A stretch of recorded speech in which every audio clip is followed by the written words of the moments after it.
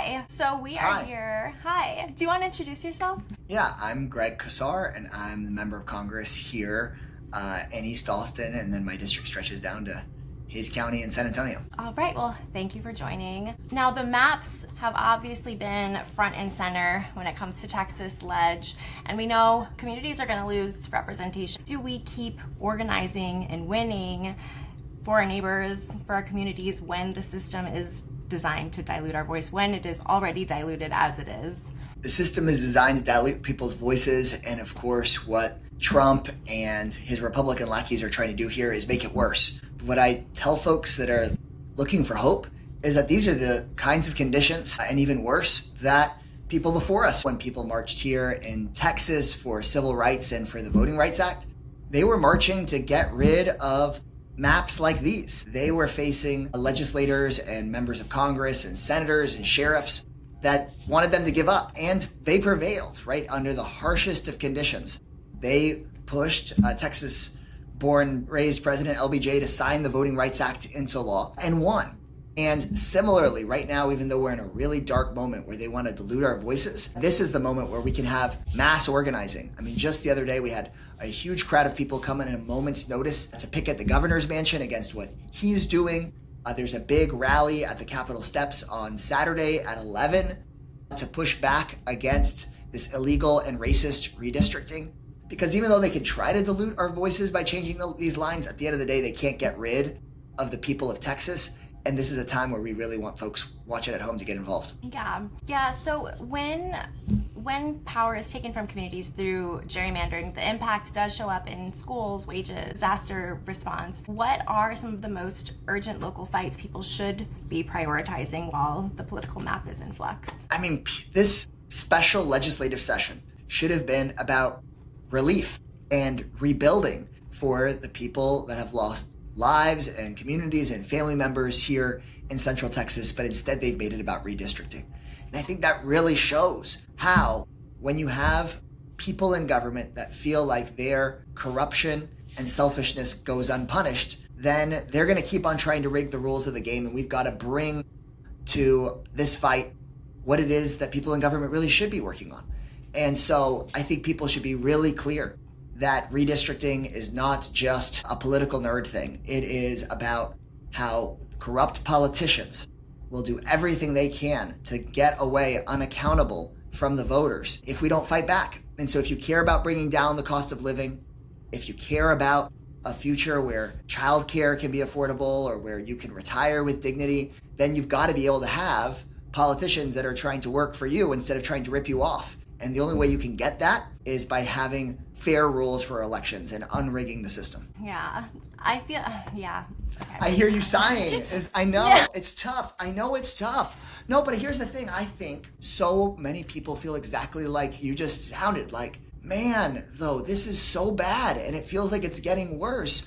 And people keep on telling me to get involved, but it keeps on feeling like it gets worse. And I get that. But when I feel that way, and I promise you I feel that way sometimes, it's helpful to me to know that that's part of their strategy. That's exactly how they want us to feel. They want us to doom scroll and think that everything always gets worse. But when you realize that that's their strategy, I think it's important to get together with everybody else that is feeling tired and worn out and take collective action and find some community and some solace and some hope in the collective action, not because it works in the course of election cycles. I think we have to measure this work sometimes in the course of an entire generation. They've been trying to drag back our rights for generations, right? It took them decades to get rid of Roe v. Wade.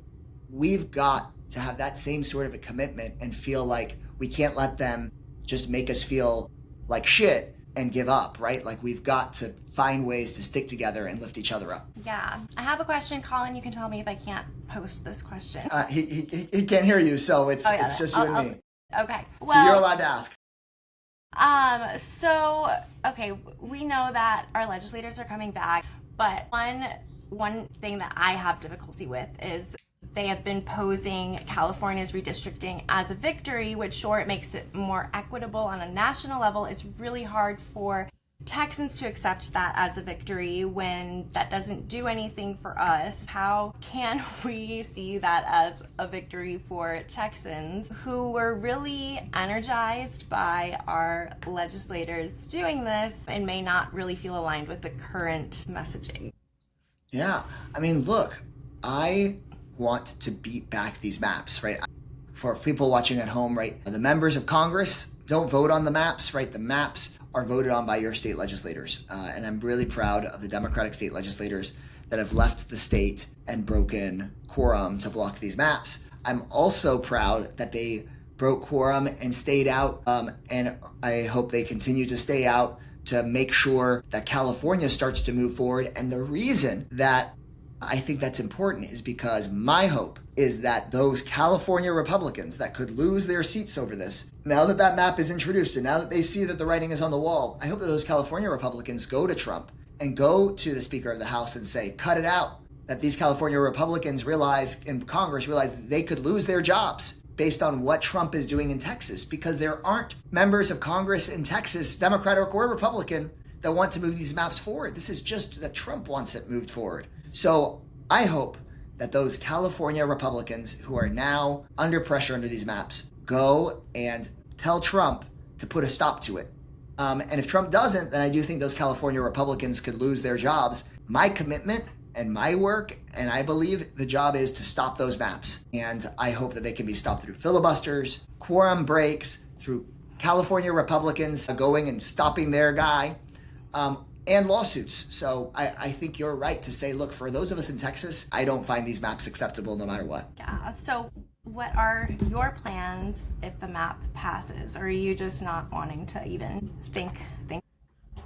Yeah, I mean, I don't accept the maps as legitimate and I don't accept the maps as legal. I'm going to keep on fighting. And, my job is to represent the people. They can try to gerrymander us around, but at the end of the day, they can't get rid of the voters. I've already stated my plans are to continue running here in Austin, which is where I live. I think people should get a chance to vote for people that represent their community. And so that's my plan. But my focus is on fighting the maps, not on planning out what we're going to do if the maps pass. I think our job is to keep on fighting those every step of the way. And even if they do pass them, on making it very clear to the Supreme Court that they've upheld the Voting Rights Act districts in the past, and that history will not look kindly upon them if they're the court that pushes us back.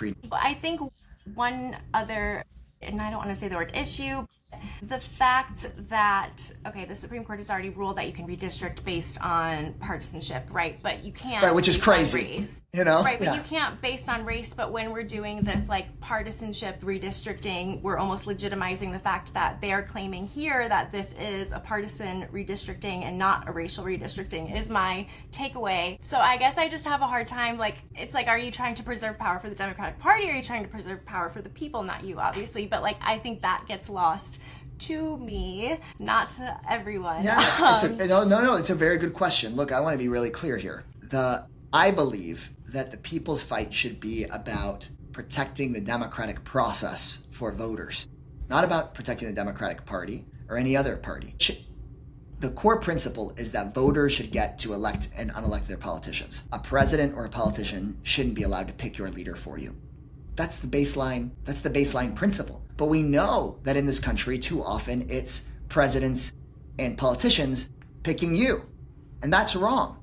And I think we should stick to that very clearly. And so I think that voters, including voters of color, should have their ability to pick whoever. Pick me, pick somebody else. I think that we should make it so that you get to decide. And I think it's deeply wrong that the Supreme Court previously said partisan gerrymandering is okay. I think no gerrymandering is okay. Gerrymandering is bad, and I think we should ban it nationwide. But then what Republicans are doing right now in Texas at the direction of Trump is saying he wants 5 more seats. And the way that he's trying to do it is racial gerrymandering, which remains illegal. He is moving 10 million Texans to a different district, and 2/3 of those folks are voters of color that are getting moved. So the Trump folks don't want to call it illegal racial gerrymandering because they want to get it through the courts. But if you're moving 10 million people and 2/3 of them are people of color, I mean, we need to call a spade a spade.